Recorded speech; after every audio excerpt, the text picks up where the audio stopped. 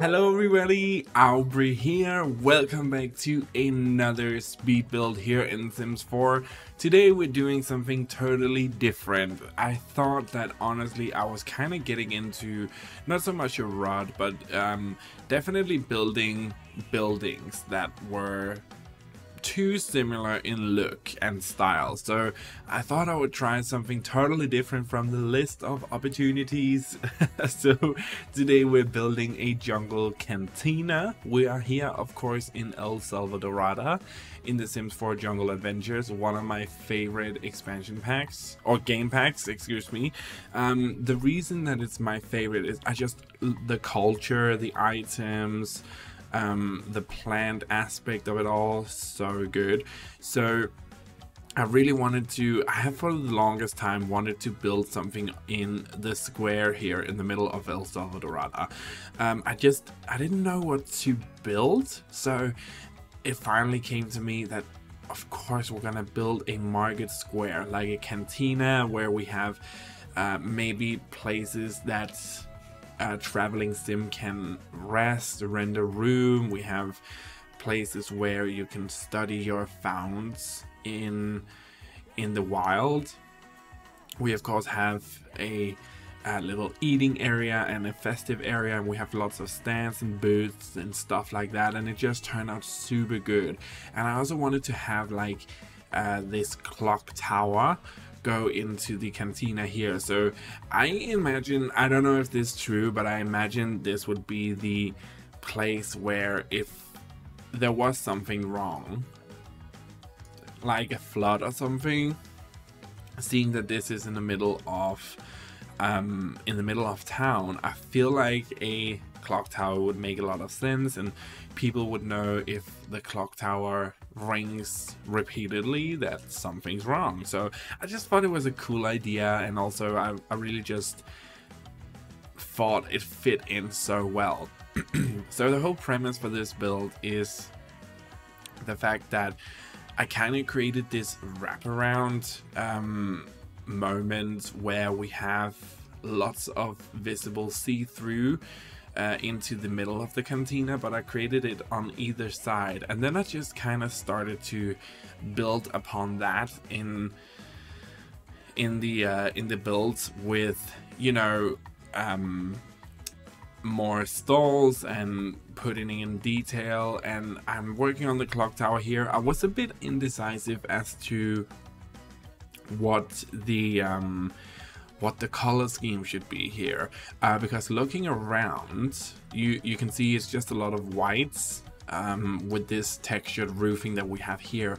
I knew I wanted to do something different, so I really wanted the whole build by itself to stand out, and I think choosing this orange color that we chose here instead of the kind of with the blue accents instead of the one that we had in the beginning really worked out super well for this build. Like it just fit in, and also with the stern. So I'm losing a bit of the vibe that I was trying to go for. So I was trying to put in some more of this really neon blue moment, but it just, I couldn't make it work. It didn't look good. It just didn't fit in anymore. But I definitely think that this is the better version of it, and of course the clock tower going in. So I recently got the new game pack. The only reason I got it is because it was on sale. So I was like, okay, so it's on sale now, we can spend the money now that it's 35% off or something. Because before I didn't want to spend the money, to be honest. Like, I was not for that. It was a buggy mess, and there just wasn't a lot of items that I wanted, but there were some items, and you know, your boy needs the items. If there's like even 3 or 5 items in a pack that I want because I can see myself using it, I will get that pack. But for this one, just because also it was so buggy, but the items were kind of reskins of some stuff though, so I was like, okay, so I don't really need it, maybe we'll wait for a sale. And then I got it, and of course, you know, I had to put in some bougainvillea the lovely flower that apparently is a curse because it keeps on growing and leaves flower petals everywhere. At least that's what I heard. So we started on just trying to decorate the whole thing. So I used a lot of items from the Jungle Adventures pack because it just fit in. I also tried to put in, like, mix it a bit with other stuff packs and game packs and stuff like that, other items from the game, but I really wanted to just capture the vibe of this place into this Jungle Cantina. And that meant that I just had to go all in with the items that was provided. So it was actually not that difficult, but it was a bit, you know, how can I say it? It was a bit limiting. So there was certain items where it was like, why is this not in this color, or how can I use this? Or like, for example, here, doorways, I couldn't really find something that I thought fit. I had to go into a kit to get that. So, and you guys know how I feel about kits. They're okay, but it seems like they're just like shooting kits out of their ass over at Maxis, and have really just forgotten about stuff packs and expansion packs, and like, it's just all about the kits now, and I'm just not for that, because it's just not, I mean, maybe it's good business practices, but I don't think it's the right way to go. And I know for a fact that the community, an overwhelming majority of the community, is just not happy with all the kits, because it seems like now the Sims team are just waiting for The Sims 5 to happen so they can move on, and until that happens, we're just gonna crank out like 10 kits in 6 months. So even the roadmap for the most recent Sims roadmap was only for like 1.5 months or something, which is just so weird. Usually it didn't used to be that way.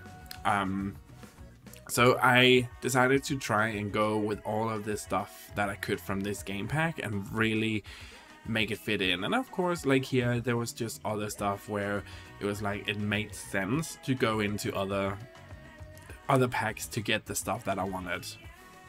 But here we're working on the general seating area. I imagine there would be a lot of parties and music here, live music and performances, and it's just a nice place to be, like a marketplace, cantina type of thing. At least that's what I envisioned when I built the build. And then of course a little bar area over on the other side, and this one from Island Living just fit in perfectly like a glove. It was just the vibe that I was going for. More string lights, because that looks beautiful, especially at nighttime. The light that these string lights give off are just so beautiful and gorgeous. Going into to the, I don't want to say restaurant, kind of little cafe situation going on here. I didn't do too much in here. I wanted it to be very simple looking, so I decorated it a little bit. So there is a chance that a sim could get hired to work this station, but I didn't really do too much in here. I put a little television in there as well, so you can see I have the list over on the left on the screen, and that's because I had to fulfill the requirements for the lot for it actually to be functional. And I just put in some stuff in the back, you know.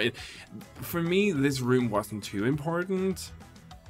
I wanted it to be there, but I didn't want it to feel, what is the word, overcrowded? No, that doesn't make sense.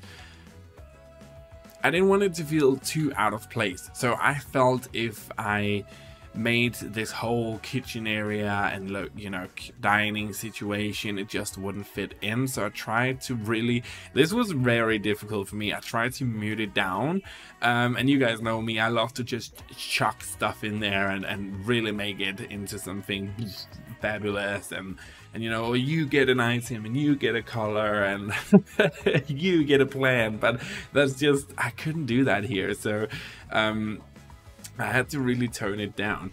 Going on to the other side here, I started to put in the archaeologist table where you can kind of check your finds and do stuff like that, but it just didn't fit in there, because then I started to do the build here where I knew I wanted to have 2 bedrooms, kind of like these small rentals where you could maybe rent a bed for the night if you wanted to. I don't know if that's possible, but we're creating a storyline here. So I just put these 2 archaeologist table in different places on the build, and then I was like, okay, so we have these 2 rentals. They definitely need to have their own bathrooms, because that's just that's what seems normal to me. So we did that. I don't actually know if I showed it. Then I started to decorate the kind of hallways here, but I don't know, it didn't feel right to me that the hallways would be cluttered with stuff. So I actually stopped that and went on to the landscaping, pulling in from a lot of items from the pack as well, you know, with vines and stuff like that, and really trying to make it look as part of the surrounding areas, but also really make it stand out. I wanted it to pop and really have a lot of color, have a lot of character. So it was just this fine balance of making it look lush and tamed, but also a bit untamed and like nobody really cares, if that makes any sense. But I feel like you're gonna see it in the showcase, so we're gonna jump into that in just a little bit, but it's just the final touches here, you know, with the greeneries, and I really just wanted it to to look natural and lived in as well, like it was actually used. The last thing we do here is put in the lights, and I did this at night because I really wanted to have a nice night shot where you could see the lights just on a glory and lighting up the hallways and stuff like that. I think it turned out so good. Some last bougainvillea, and I think we're ready to jump into the showcase now, so let's do it. So here we have it, guys. I think this turned out so cool. Like, it was definitely one of the more fun builds that I've done in a while, and just the whole vibe of it, I think, honestly, I really think we nailed it with the whole vibe. But let me know in the comment section down below what you thought about this build. Do you like it? Is it something that you're going to put into your game? Always let me know, and if you have any ideas for future builds that I can do, also let me know down below.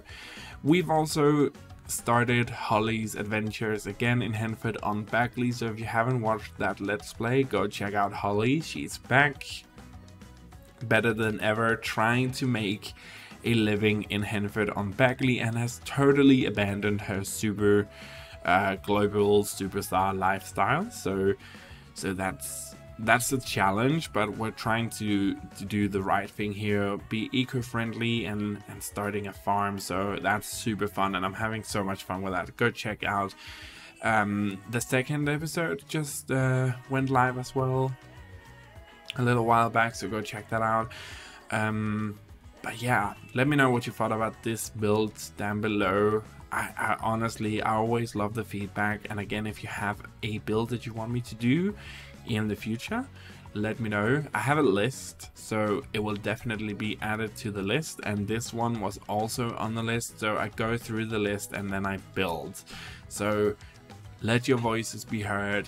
Do you have any suggestions? Always let me know. I'm always happy to listen and get good ideas, because that also means that I don't get burned out myself doing this, and that's in the long run a good thing for both for me and you guys as well. So Yeah, just give me ideas. No, I'm just kidding, but always let your voices be heard. And yeah, I don't really have anything else to say other than I'm super happy that you guys joined me here. Thank you so much for watching the build. I hope you enjoyed it. And we're just gonna take a look at the floor plan here from the one side and the other side, but remember, you can get it from the gallery right now. Just search my origin ID, Auvbri, and you should be able to find every single thing that I've done ever in The Sims 4. But that being said, thank you so much for watching, guys. Really hope you enjoyed the builds, and I hope to see you next time for another video here on the channel. So have a fantastic day. Bye.